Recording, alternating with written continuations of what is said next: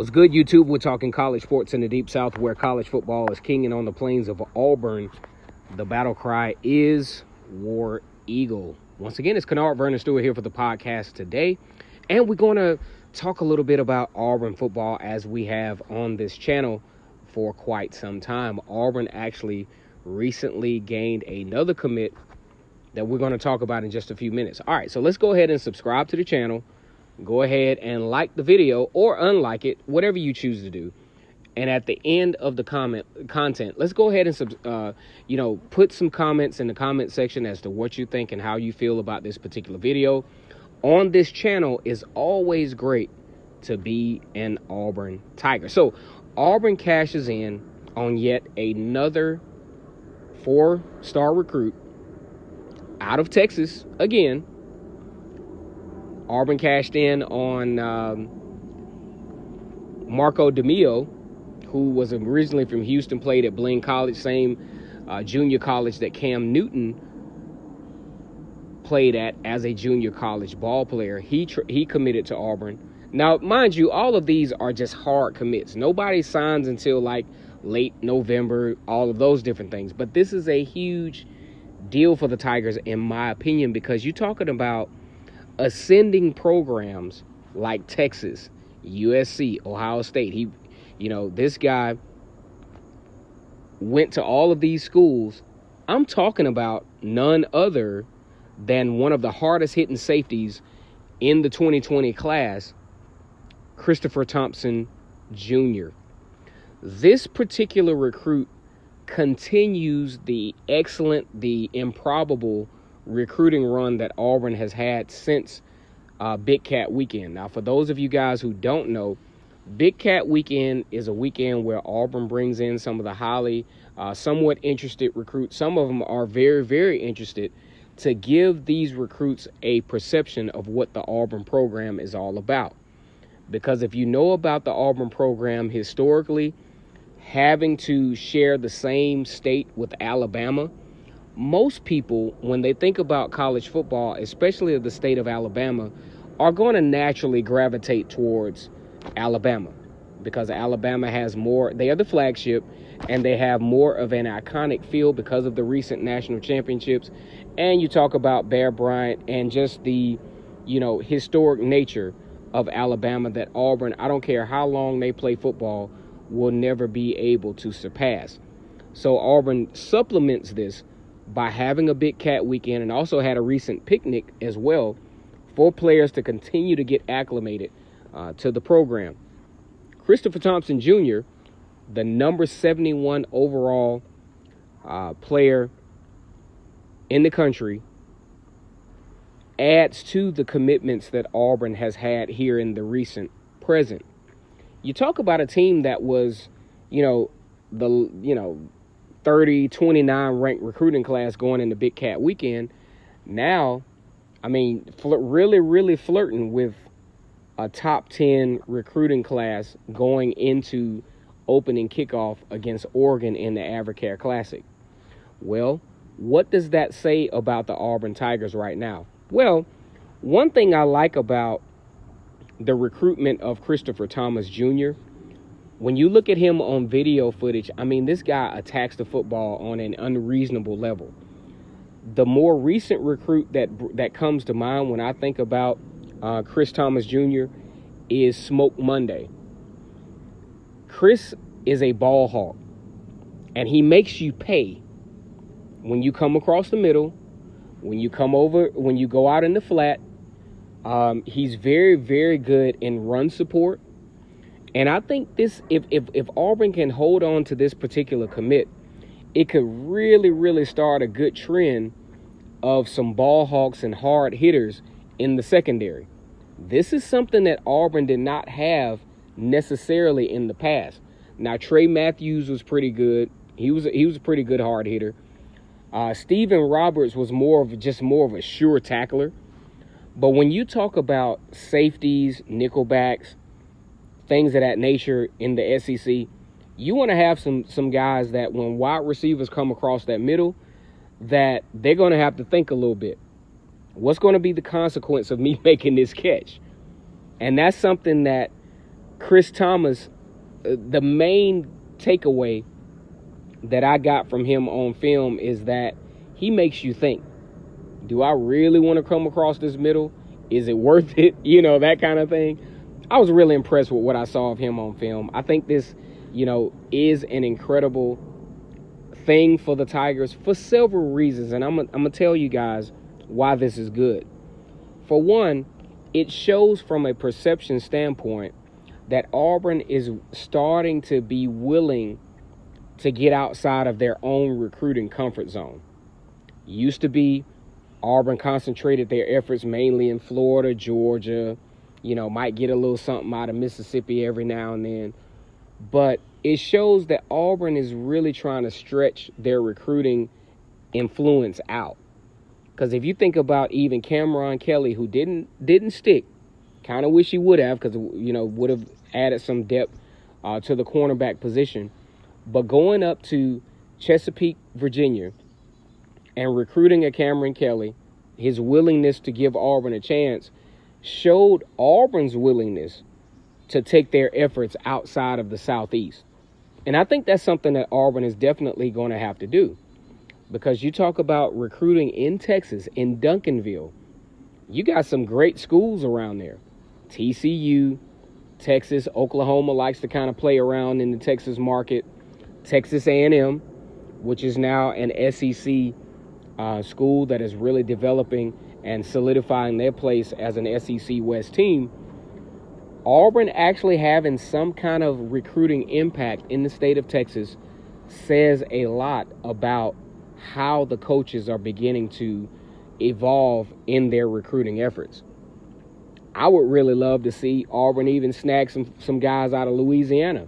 Hell, they can't all go to LSU, So I think Auburn really this was a huge gain for the Tigers today. To be able to get a pledge from a guy like this who has been recruited by so many different high-level schools. You talk about USC, it came down to Auburn and Texas. Texas is emerging back into the spotlight for the Big 12. And it just says a lot perception-wise about how Auburn is really trying to build the roster. And when you talk about building a roster, 5 stars are great. But what I'm really starting to become impressed with Auburn, and they started it in 2019, what I'm really starting to become impressed with is the fact that Auburn is building the middle of their recruiting classes up. You talk about the 4-star recruits are what really builds the team. 5-star recruits pushes you to the next level, kind of like you look at Alabama, Georgia, and LSU, teams like that. But those 4-star recruits, especially the 90 and above 4-star recruits, are your roster and depth builders. And that's what Auburn needs at this point. Yeah, it's cute to get you a 5-star recruit, but what difference does it make if you have a 5-star recruit followed by a bunch of 89s on down? All that's going to do is going to boost your recruiting class up, but the quality is not going to be there. That's why you got to really dissect these classes to see where the quality is. Because if you look at even Auburn in the past, you have some high recruits on the top end, but nothing in the middle. And that's why you see some of the results that you see. Because you have a high-ranking recruiting class numbers-wise because you have 3 guys that, say, rank in the high 90s, but then that balances out. When you look at the overall recruiting class and it says 89 or 90, then that's when it starts to tell on you, like, say, for instance, last year, the year before last, when depth started to become an issue as to what kept Auburn from, say, in 2017, winning the SEC championship game. Or in 2018, struggling mightily down the stretch because the talent level started to really drop off. You look at the time of possession, the defense stayed on the field pretty much the whole game, and Auburn didn't have the roster to be able to contend with those types of circumstances. We think going into 2019 with Gus Malzahn as the primary play caller, one thing that Gus Malzahn was very good at as a play caller is producing massive amounts of yards. And more importantly, for this particular roster, especially wanting to keep the injuries at bay for your defense, is time of possession. You got to keep those guys off the field because those plays start to add up. How in the world are you going to beat a team like Georgia or Alabama if your offense is only given 20 minutes time of possession, not being able to move the chains, not being able to score in the red zone? Those are things that long term have to be fixed. But definitely a huge addition for the Tigers to have a guy, out of Texas. This is more than just a home run win for Auburn. This is perception. And we talk about riding for the brand all the time. This is how you extend your brand, by recruiting these guys. I mean, you're talking about Mississippi, Louisiana. You're talking about 2 states over, going west, where Auburn has recruited a guy that is highly touted in his home state. Just like this past year, I was absolutely impressed with the fact that Auburn was able to get some high-end 4-star recruits out of the state of Mississippi that considered LSU. That can maybe at one time considered Mississippi State. We're talking about Jaron Handy, Derek Hall, and Charles Moore.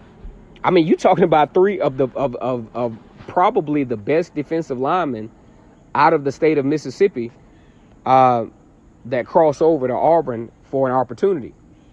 So this could be setting the stage for a long-term recruiting pipeline for the Auburn Tigers, where they don't have to bump heads with Georgia and Alabama, and find some guys, say, in Texas, or maybe even venture up to Oklahoma, or, whatever the case may be. Hell, take the show to California. You got some guys in California that might want to play SEC ball and might want to come to Auburn for an opportunity. Because just like Mario Cristobal said, traveling has become a lot more doable for these parents. I mean, you talk about, say, from Dallas, Texas to Atlanta.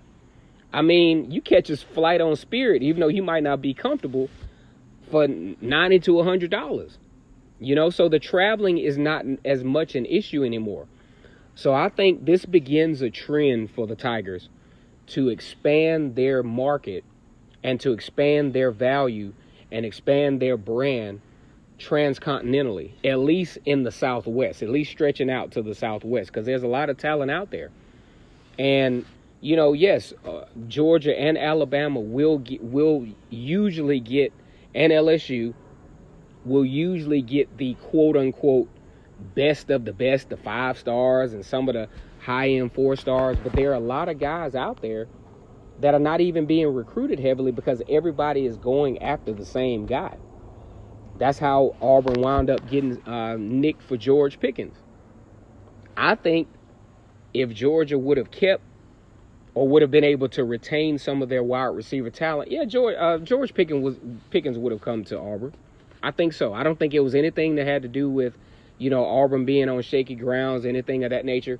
But he saw an immediate opportunity to have impact in a school that he was interested in anyway. Okay? So I just think this is a great deal for Auburn. The outcome of this season will determine a lot of these guys, whether they will stick and stay. And a lot of these guys, based on their performances during their senior years, will start to, sway the ratings one way or the next. But either way, it's exciting news for the Tigers to be able to start to get some of these guys out of region and have enough impact for these guys to see Auburn and say, this is where I want to come to school. I want to give this team a chance. Once again, it's Kennard Vernon Stewart here on the podcast. We're talking about Auburn football and a great pickup for the Tigers today.